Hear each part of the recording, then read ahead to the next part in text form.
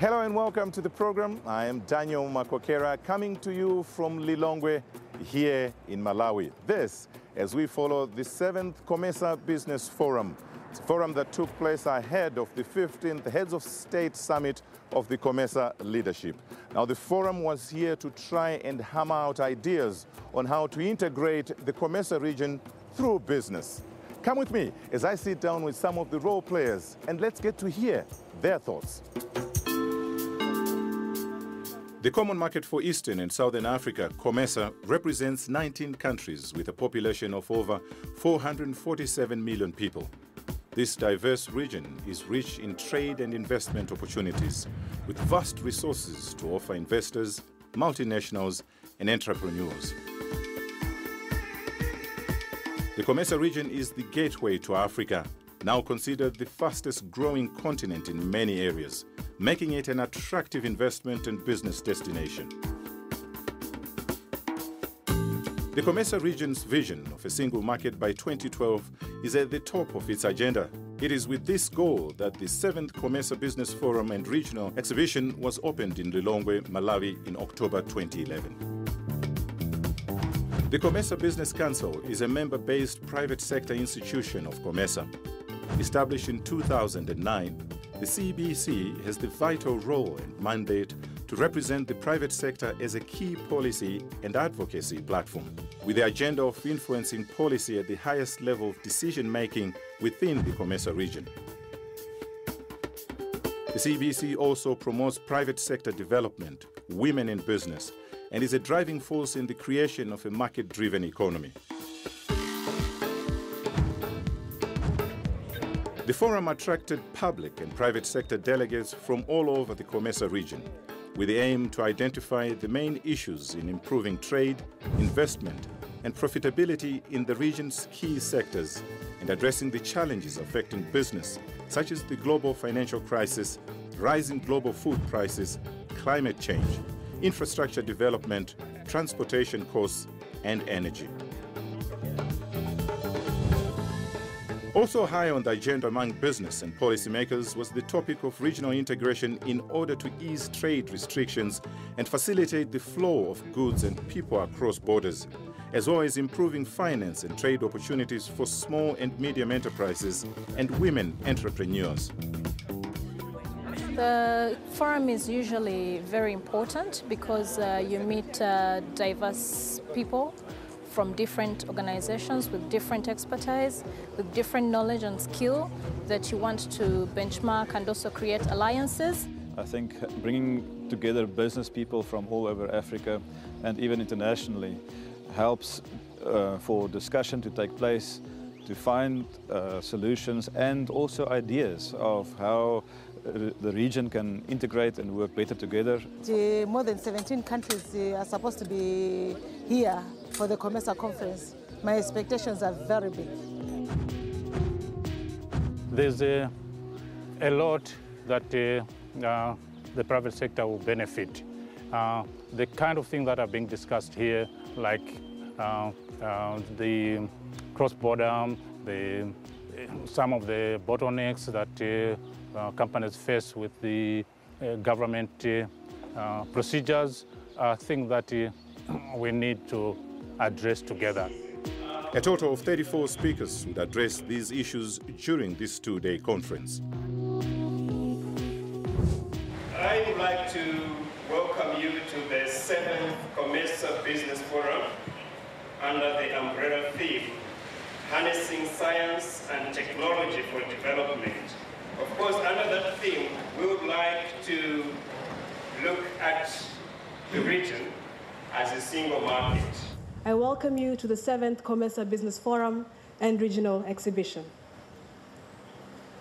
I take this opportunity not only to just welcome you to the exhibition and the COMESA Business Forum, but to thank you for taking your time to actually be here and take part and parcel in regional trade and investment and competitiveness agendas. I invite the audience to take full advantage of the business opportunities presented this year during the 7th COMESA Business Forum, which include networking opportunities. Kindly take a look to your right-hand side, and then turn and take a look on your left-hand side. what you see are avenues of exploration and possibilities of brokering business deals. Your neighbor today could be your business partner tomorrow. Don't miss the opportunity to explore this possibility over the next 2 days. This is the core essence of the 7th COMESA Business Forum. For those of you who do not know the COMESA Business Council, we are the recognized voice of the private sector in the COMESA region. We have the mandate to present and advocate on key policy agendas, which effectively means that we can influence policy and promote a conducive business environment. The 7th COMESA Business Forum is led by the theme, Harnessing Science and Technology for Development, talking business under a single market. We have come to a new era as a region, an era where we are capable of establishing strong and sustainable economies, an era where we can become the net exporters of food to the rest of the world, an era where the elements we lack, such as skills and technology transfer, we can now strategically build through strong partnerships for interregional development. It is important, ladies and gentlemen, to note how science, technology, and innovation influences the socio-economic transformation of our region. It is therefore important that we should improve the production of technological innovations, such as research and development divisions within enterprises, the public sector, and the tertiary education sector, as well as institutions that support technological innovation through incentives and training. We, as the private sector, have to think far beyond our traditional methods of doing business and think innovation. It is time that businesses should start redefining quality production for our consumer market within Africa, one that is similar in quality and standards of production in the global context. With this approach, we can and will increase intra-trade and strengthen our economies in COMESA as well as in Africa as a whole. The 7th COMESA Business Forum will learn from various businesses who have invested immensely in Africa over the last few years, with a view of understanding the best approaches of doing business in Africa.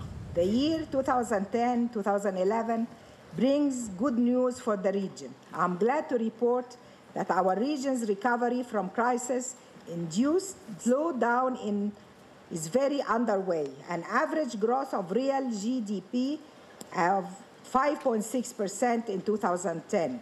Our region average inflation also trends downward from 19.5% in 2009 to 6.1% in 2010, reflecting the increased supply of agricultural products, excess capacity, and competitive pressures. The COMESA regional integration process has had a special thrust for most of the member states, mostly because of the emphasis on the sustainable development. Sustainable development is the core to our efforts to attain sustainable growth and development of member states, to raise the standard of living of its people, and to foster close relations among its member states. The lead presentation by the keynote speakers was entitled Doing Business in the Emerging Market. The speakers were asked to highlight their experiences about doing business in the COMESA region and what must still be done in order to achieve sustainable economic and social progress in the member states. As I stand here, I cannot help but reflect upon the enormous development this continent has known during the past decade or so. Africa today is constantly being referred to as a continent of the future, and rightly so, I would say. Nestlé is commercially present in all 54 countries in Africa, operate 28 factories, employ more than 15,000 people, has invested over $800 million US dollars the last 5 years, and will invest $1 billion US dollar in the next 2 years, is in itself a testimony of how much we believe in the potential of this continent. If we have carefully analyzed our value chain, and we understood that for an effective low-cost model to work, we need to increase our local production. The agro-industry still needs to undergo major development in order to supply the volume needed at the required quality level. This process takes a lot of time, and until our farmers reach the level of competitiveness needed, investors need the appropriate fiscal incentive, among others, in order to maintain their investment and market presence. If we want to promote investment in manufacturing, exemption on duties on import of raw material is a must, especially for re-export. Other important aids to production and trade are the harmonization of standards and simplification of rule of origin to make them more business-friendly. Speed to market is a key factor in ensuring competitiveness. In addition, any COMESA rule and regulations should apply to all countries in the trade bloc and not a selection of them. The business community is at the center of the regional integration agenda. In fact, there can be no regional integration without trading and investing amongst ourselves. In order for the region to make strides in sustainable development, there is need to create a sustainable base for our development. This includes ensuring that our manufactured products have a high science and technology content. This can happen only if we apply science and technology to our production techniques. What is key for the region is to ensure that the environment for doing business is conducive in the various member states. It is therefore the responsibility of government to ensure that the region remains attractive for private sector investment. Following the lead presentation, delegates were invited to attend workshops where smaller groups could discuss the topics at hand in more detail, share information, and outline important targets to help improve regional integration and economic transformation for the COMESA region. Doing business in the emerging economy. We have as regions to sit and look what can be harmonized between our RECs and have only one regional investment rule. We have not heard too much about services, but it's quite important if we want to develop business in Africa today. Once we have, let's say, talk about services, another aspect for resources is human resources, and have people who are of a good education level and also develop some good practices. Several delegates had questions or concerns specifically about food security and genetically modified crops. We've got local production facilities, we've got local R&D that is happening there, and we are employing local people, local agronomists working on these challenges. So there is a way, number one, to pass on the knowledge by employing locals, and we are doing that. It's not about fertilizer, and it's not about putting a chemical plant in Malawi. We need to say, because that is expensive and that is old school, can we improve the seed itself? If we can improve the seed so that the seed requires less water, if we can improve the seed so that seed matures faster, can we improve the seed so that it can give you high yield through hybrid technologies? And this is not GMO, please understand, this is not GMO. Hybrid is just taking two breeds, seeing that they exhibit certain properties, like one exhibits better disease resistance, another one exhibits better water resistance. You then formulate a hybrid and try and get those properties that you want. Regional integration is important in the COMESA member states. Regional integration means that instead of looking at our own small markets in individual countries, we then look at a larger market in terms of the COMESA region, which is, over 400 million people instead of the smaller populations in our countries. Africa is now termed as, the lions on the move. They offer great returns on investment. They are a very good investment destination. Regional integration has been a buzzword amongst the politicians for a number of years now. Private sector has always been trying to achieve regional integration, but where it is difficult is to match or marry the political will with the private sector drives. Regional integration is very important for the macroeconomic factors of sub-Saharan Africa or Africa as a continent as a whole.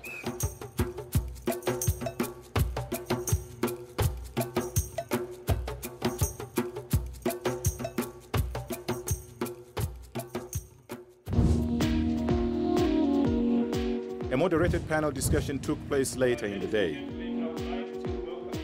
Mr. Stein, from your experience, how do you develop partnerships that can work?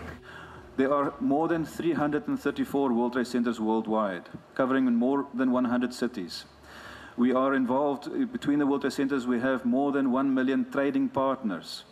These are serious opportunities for companies and business on Africa to participate in, and through the World Trade Centers can build significant international networks. Lots of international companies do not know what is possible in Africa. Many times when we do presentations, the first big question is it safe to do business there? Is it really possible? Wow, is there really a CCOM cable there? Is there really ICT parks there? This is the small, but quite significant lack of knowledge about people who want to potentially enter into the African markets. Can we really answer those concerns and assure the world that it is safe to do business in Africa? We have the COMESA Common Investment Area, which is yet to be ratified, and that provides for opportunities for the business community. We have our COMESA Investment Forum, which is now an annual event. We work with the private sector in order to get the private sector from within the region and from outside the region to identify the low-hanging fruits with respect to trade, with respect to investment opportunities, joint ventures, etc. And it has been extremely successful. Thank you very much, Mr. Ngwenya. Certainly a lot of work is happening in COMESA, which means that the region is really getting prepared to actually engage at international level. And maybe this is the point I should come to you. Mr. McCoy, what are the international businesses looking for in a partner?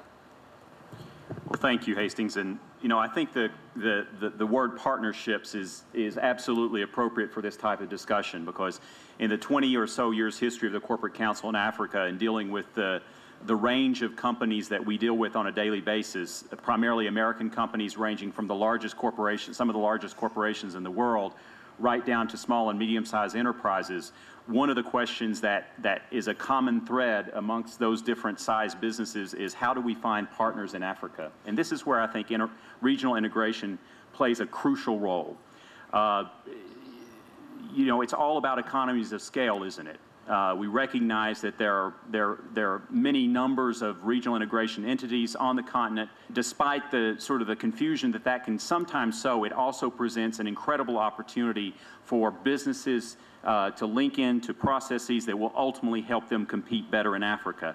The private sector is impatient, however, and they look on the regional integration initiatives that are being undertaken, that are already being undertaken. They recognize the important steps that have been made in the right direction. However, they want more and they want it faster. Mr. Mlusu, you are from the region. You are working in the region. Now I would like to ask you, will you share with us your experiences and what you believe regional businesses like yours are looking for in international partners? For a company to be able to start, grow, and develop, there must be certain catalysts that will enable, that organization or indeed that company, to reach that level or indeed, to reach, that scale. And that is a conducive business environment. Additionally, if, companies can achieve a listing on the local stock exchange, that also does improve the transparency, of such companies and indeed the visibility, of such businesses. Only then will these businesses be attractive, to international players that they can, partner with. But what really are these regional businesses looking for from the international, partners? They would want to work with those international partners, sharing, the same resources, and these resources can be in so many forms. Mr. Mujenyi, you've worked with private sector organizations in this region, in the COMESA region. From your experiences in the region, what are the dynamics around intra-regional partnerships? Within the COMESA region, and in fact, as we go into the tripartite, 530 million people, 26 member states, we definitely need to think of regional value chains. Smart partnerships begin with regional value chains. We need to think of how can we have our factories complete value chain within the region. Panelists then listened to comments and questions from the delegates in the audience.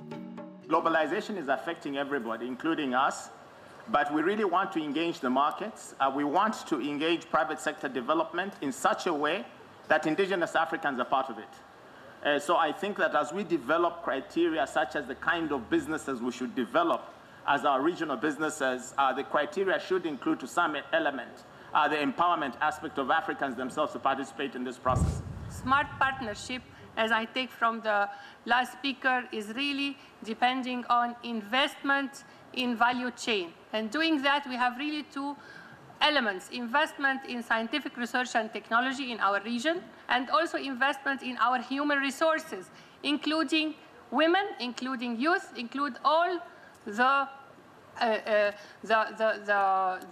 productive persons on the ground. The number of challenges which I think, as a region, we need to address if we're going to remain competitive. Top on the list, the issues of free movement of goods, people, services, capital. It was agreed when it came to the free movement of persons, etc., that what should happen is that each national government should issue the business community with business passports, at least for the region. Being faced by different economies, we are different rates and paces of inflation, different rates and paces of political situations, economic crises. Our currencies are performing at different rates. How will the whole situation balance out? Thank you. Now, there was the issue now of harmonization of standards, differences in national economies. These not only happen within a country, but they also happen between countries. But that within countries, we have those regional inequalities within a country. So it is not peculiar to a problem between one or two countries, but within countries we have that. And I know that the Europeans have dealt with them through the establishment of their social cohesion funds, regional inequality funds. But I must say that as a region, we keep on saying that we don't have the resources to do that. But I can tell you that we have the resources to do that. All we are not doing is to think creatively of how can we raise that money, including to support. The theme for this year's COMESA Business Forum, along with the summit, is harnessing science and technology for development. I haven't heard anything about science and technology yet, but I would want to appeal to the COMESA community to make sure that there is investment in science and technology at the regional level within Africa for the development of Africa. We are talking about science and technology. Science and technology won't come and just operate in the thin air. It needs a lot of investment in research and development. We are talking about innovation. We are talking about young people getting into business and innovating. We are talking about packaging and branding. We're talking about marketing. All these strategies are now being, even agriculture, you can't talk about still hoeing with a hoe. We need to do mechanized agriculture. We have heard, even from the reports this morning, that 60% of Africa's arable land is still uncultivated. We are not going to go back into the traditional methods of farming that land. We are not going to keep on irrigating it with rain, waiting until, because the climate change is changing anyway. Things are changing. So we need to actually start thinking the way forward. So I want to ask specifically about, those international potential partners. Are they willing to invest in those human resources? In terms of human resources training, I think it's fair to say that right across the board, what we see, companies are willing and they are investing in human resources as part of their investments in Africa. I can think of a couple of quick examples of American companies. Yum Brands, also known more commonly by virtue of Kentucky Fried Chicken or KFC, recently announced its entry into the Kenyan market. I know for a fact that as part of that entry, they are sending employees from Kenya to South Africa, where they've already had operations for years, to receive training so that they know how the operation should be run according to corporate standards. Boeing, with activities, especially with Ethiopian Airlines and Ethiopia, I know they have a regular program of training along human resources lines with Ethiopians. And I could go on and on with other examples. I don't know of a single case of a large multinational corporation that we deal with that is not engaged in some form or another in human resources training for Africans. Smart partnerships. This is not new, ladies and gentlemen. All we have to do is look at what happened with the American businesses 20 years ago, 25 years ago, when it became too expensive for them to compete with the products that were coming from the Far East. What did American capital do? It moved to the Far East, making the Far East, and especially China, the factory floor of the world. That situation is not going to be there forever. China is going to find it difficult to continue producing at the cost that it has been doing for a long time now. China is already moving, coming to Africa, and definitely Africa is going to be the next factory floor of the world. And especially with the resources that Africa has, yes, indeed, Africa is the continent whose time has come. 22 years ago, China was bankrupt, literally bankrupt. It was on bailouts of every economy in the world that had to help bail them out. Look at where they are today. They built international links. They decided to embark on an export-driven economy. They are changing that over the next few years into a consumer-driven economy. Africa needs to build its links with international markets even further. Yes, we have to build industries that are indigenous, meaning that we are using our indigenous people to fund and to produce the higher value products that are for consumer markets and for export markets. Thank you. We are in COMESA, and we are talking about COMESA. And what is COMESA? In a full common market for Eastern and Southern Africa. Everything will be achieved if we confine ourselves to that statement. I understand late last year or early this year, there was a meeting where there was an endorsement for the tripartite arrangement, and everything is in motion. But I would like to say, as someone at least who has had some spell in politics, or warn you that if we are really going to mix up the arrangement of the common market with other agendas, then we are not going to achieve our set objective. I think there is an understanding here, and I don't agree with it, that the private sector is a homogeneous group. It is not. So what I'm simply saying here is that regional integration can be a little bit more complex. You will find within a country a private sector that is pro regional integration opening the markets, you'll find some that are not. Now, the other issue that has been raised is the issue of the theme of this summit. I agree with the colleague who is there. Yes, it is harnessing science and technology. The challenge is, why are we not industrializing? Why is the region not being part of the global production and supply chains? The problem is because we have rules of origin that are 30 years old, that do not take into account that when you talk, let me give an example of the iPhone. If you look at the imports of the iPhone into the American economy, in 2009, it was 1.2 billion. If you then look at the components of those iPhones and say, where did they, and they were exported by China. I'm just going to finish, by China. You will find that $450 million came from South Korea.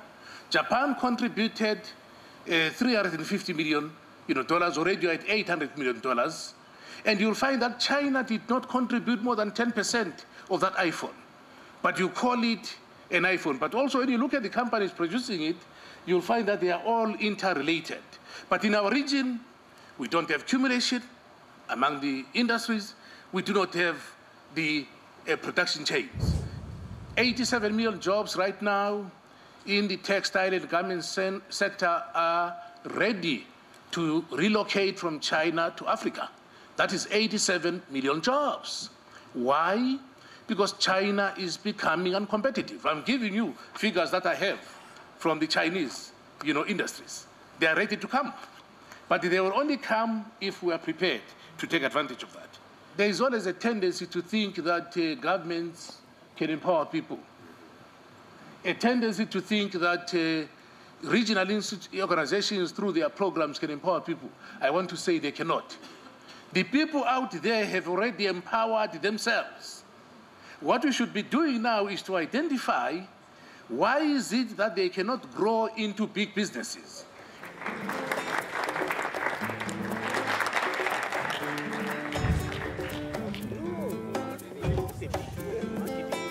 Hey, you give me. You are the correct ones. Running side by side with the Business Forum was the regional exhibition where over 100 businesses from the COMESA region were able to showcase their products and services.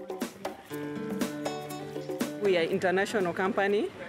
Being in southern Sudan, in Kenya and in Malawi, we thought it's good to market our materials because we are assisting a lot to the villages in the rural areas of Africa.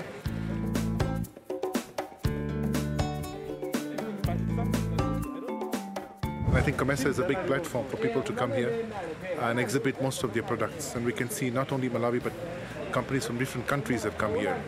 And quite a mix and match that we, Malawi communicating with different countries.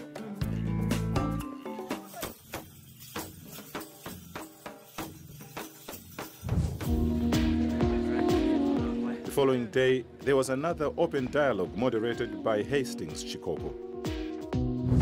I would like us to have a discussion on what businesses in COMESA and their international counterparts can do to improve investment, trade, and competitiveness. The first pillar is how we in COMESA build the capacity of the entrepreneur, of the woman or the man who will be doing trade, how to make working group that enhance the capacity of those traders.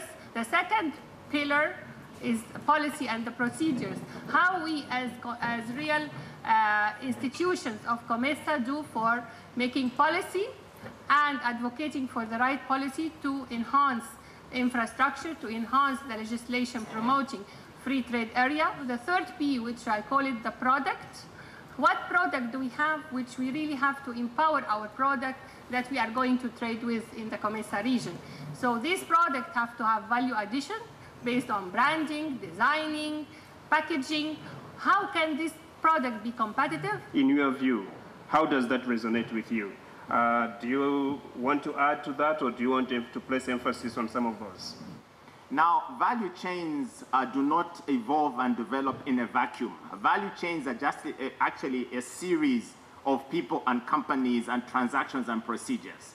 So you've got entrepreneurs that are essentially producers, that are processors, that are trade facilitators, who are service providers in storage, in transport, in distribution.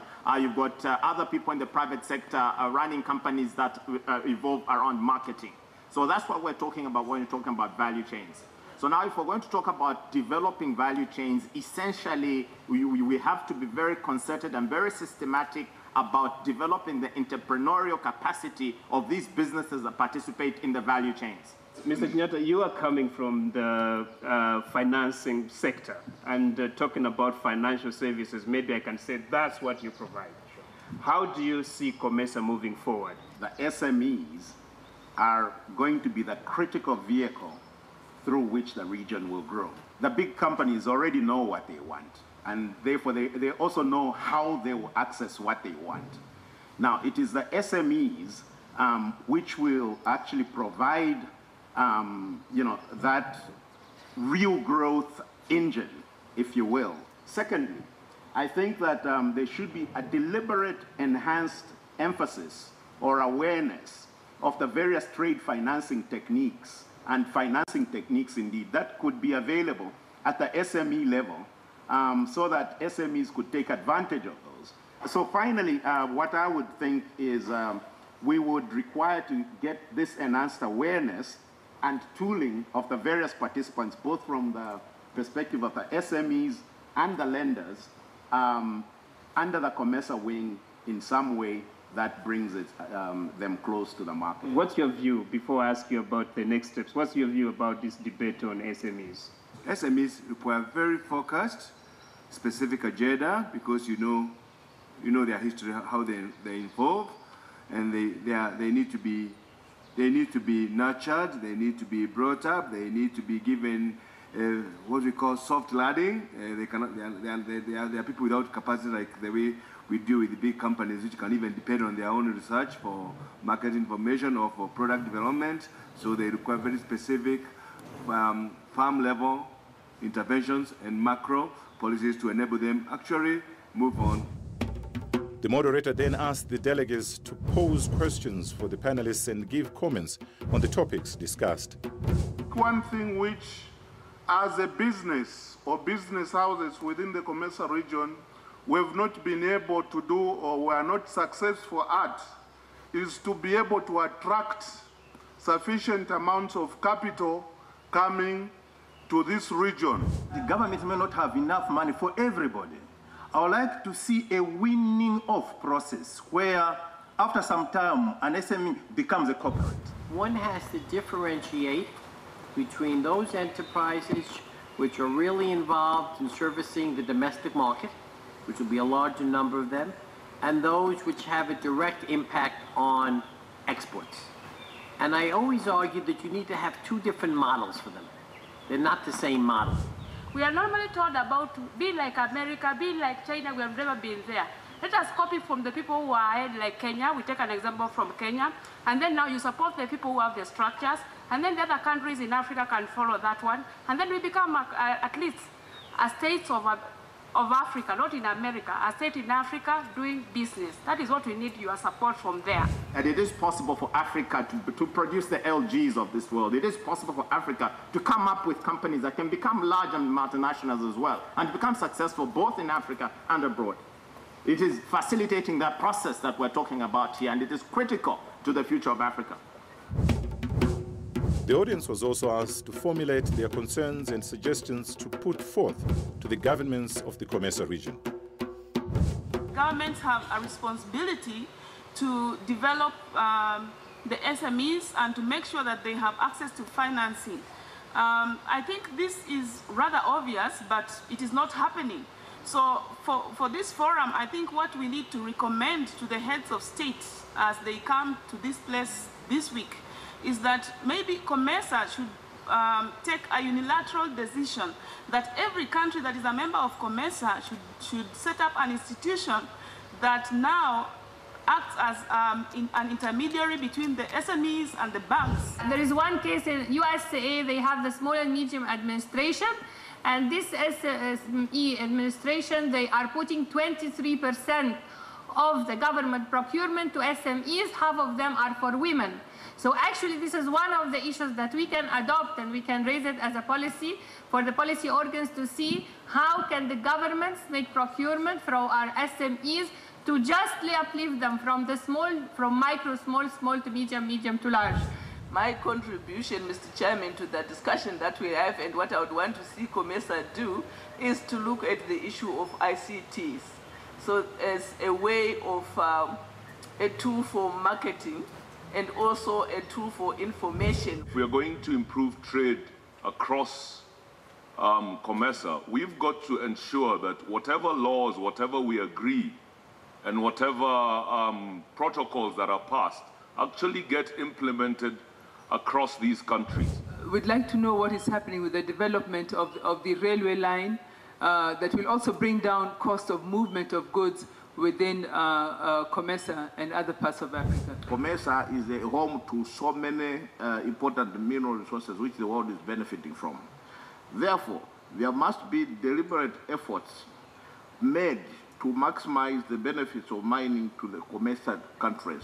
This marks the end of our dialogue here at the 7th COMESA Business Forum. I would like to take this opportunity to just express my sincere gratitude to our panelists this afternoon, Mr. Chinyata, Mr. Mukumbuta, Dr. Asfo, and Mr. Kamau. Thank you very much for sharing your perspectives. I think this will go a long way to inform the discussions that will take place in the coming days by the heads of state and the government, and also to go a long way to inform the policy-making processes in COMESA. I would like to thank you for your participation. I would like to thank you for your contribution. You've been a great audience, and you've actually given some ideas on the way forward on how COMESA region can move forward to be a competitive region, but also to improve on investment and trade. Thank you very much. A round of applause to all of us.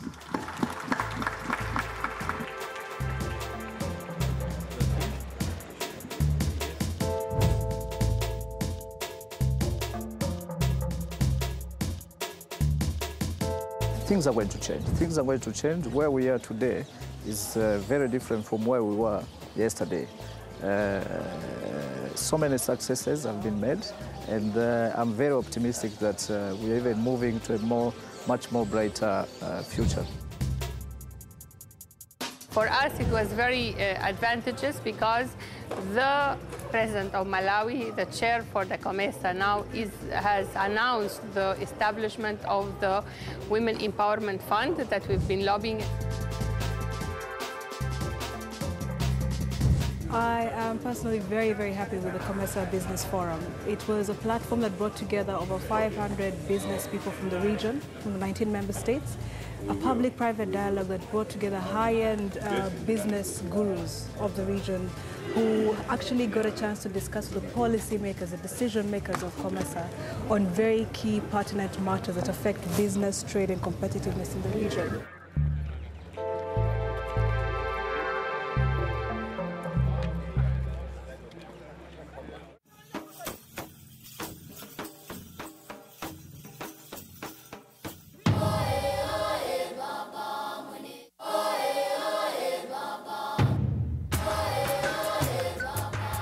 Following the COMESA Business Forum was the 15th Summit of the Heads of State and Government.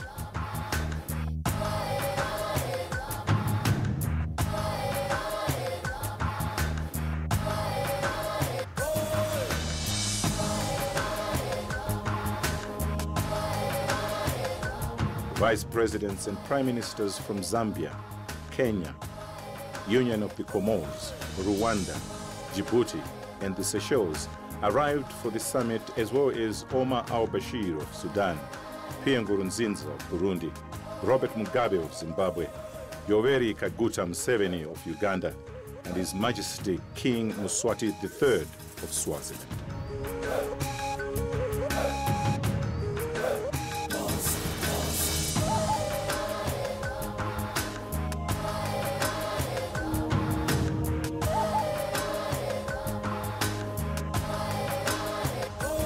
His Excellency Professor Bingu wa Mutharika welcomed the heads of state and government to his country. Let me take this opportunity to urge COMESA member states that are not in the free trade area to join the free trade area so that all COMESA member states should participate in the customs union. Our full participation in the COMESA free trade area will strengthen and make the COMESA East African Community and SADC tripartite free trade area more effective. This will then propel the region to become more productive and competitive. At today's summit, His Majesty King Mswati III will be handing over power of the chairmanship of COMESA to President wa Mutharika. The King has been at the helm of COMESA for 1 year, from August 2010. Under his chairmanship, Swaziland steered COMESA to deeper regional integration levels. COMESA's intra-trade levels increased by about $5 billion United States dollars from a low of $12.7 billion United States dollars to $17.4 billion. This quick recovery from the financial crisis has been attributed to various factors, including the macroeconomic stability of the COMESA region and the existence of the COMESA Free Trade Area, together with the support of key COMESA institutions such as the PTA Bank and the African Trade Insurance. The EU and China have been the leading export markets for COMESA member states as a whole, with COMESA coming third ahead of the United States. However, COMESA continued to be a leading export market for some member states, notably Burundi, Eritrea, Kenya, Rwanda, Uganda, and Zambia. The issue of the tripartite Grand Free Trade Area by COMESA, the East African Community, and the Southern African Development Community was high on the COMESA agenda after having discussed the recommendations made by the public and private sector delegates, the 7th COMESA Business Forum, and the regional exhibition. The COMESA region will now focus on the Customs Union, whose transition period ends in June 2012. The COMESA Customs Union was launched in 2009, but a transition period was immediately put in place to allow member states to align their policies to allow for the full implementation of the Customs Union.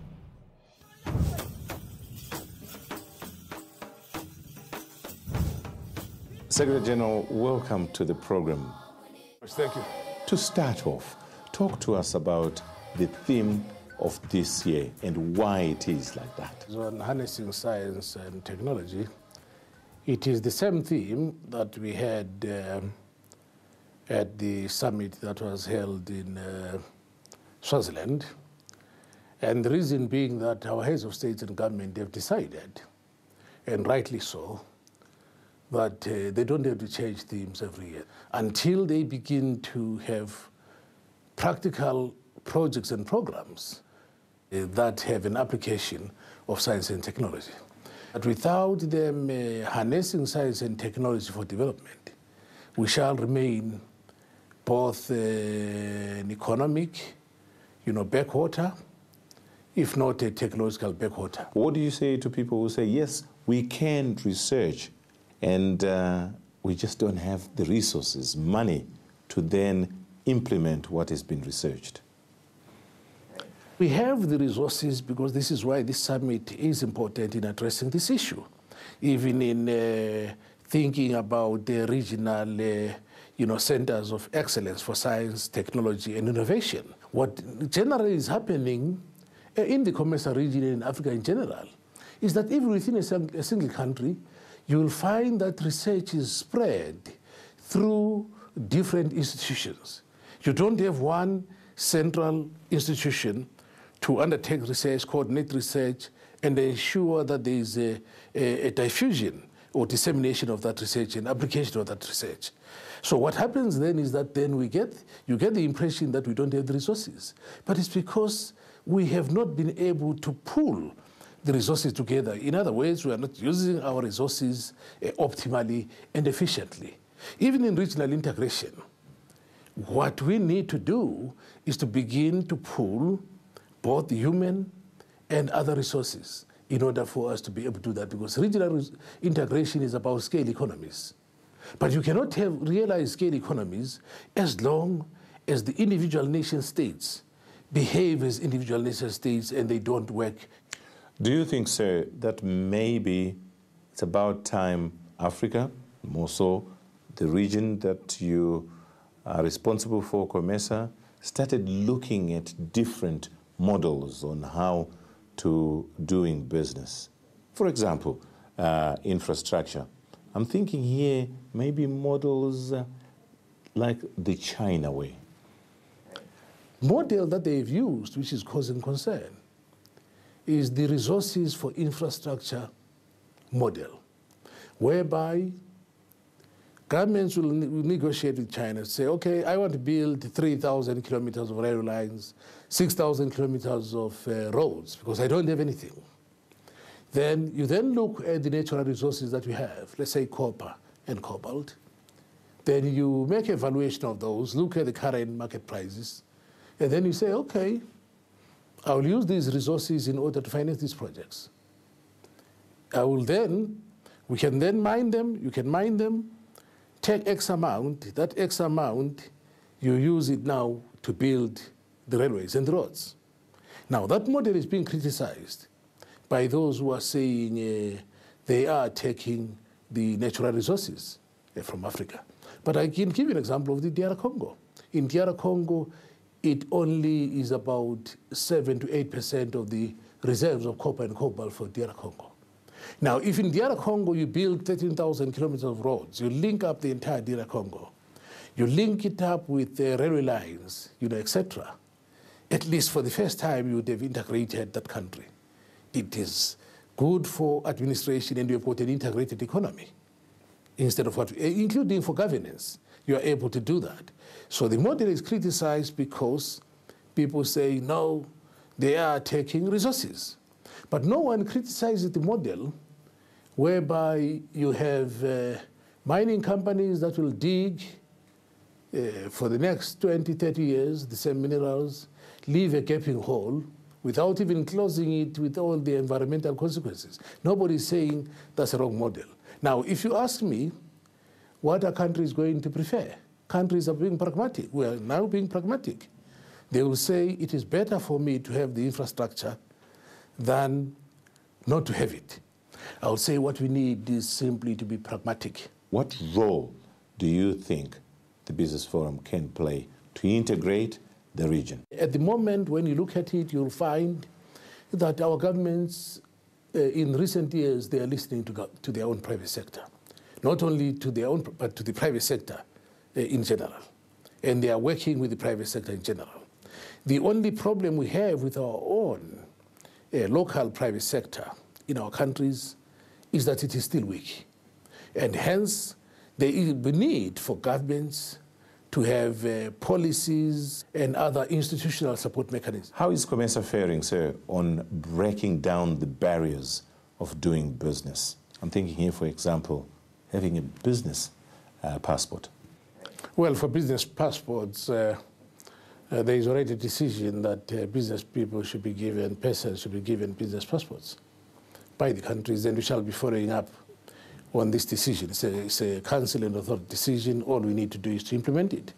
And this is why we are now talking about taking stock of all the decisions that have been made and ensure that they are legislated in each country, that perhaps we may even have a summit that does not say these are the new programs, that says what is the scorecard, how have you performed on these issues, and also bring those who are the beneficiaries also to say whether they are benefiting or not, because we must stop this thing of having meetings without having those who are affected being involved. Let me hear your vision and maybe what you aspire for COMESA 5 years down the road. Well, the success of COMESA, we've always said, is as follows. It's for COMESA to become so successful that it disappears as a regional organization, maybe becomes just a branch of the African Union. That's our vision. Secondly, because now we have got another new dynamic, which is the tripartite. 5, 10 years from now, COMESA may simply not be there. It may simply be one organization for the entire 26, 27 countries in this region.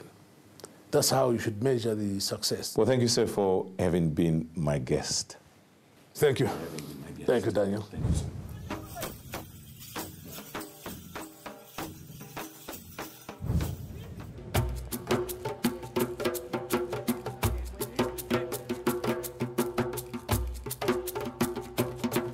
After a two-day meeting, the leadership of the COMESA Business Forum came to the heads of state of COMESA to present their outcomes. It seems the outcomes were welcome.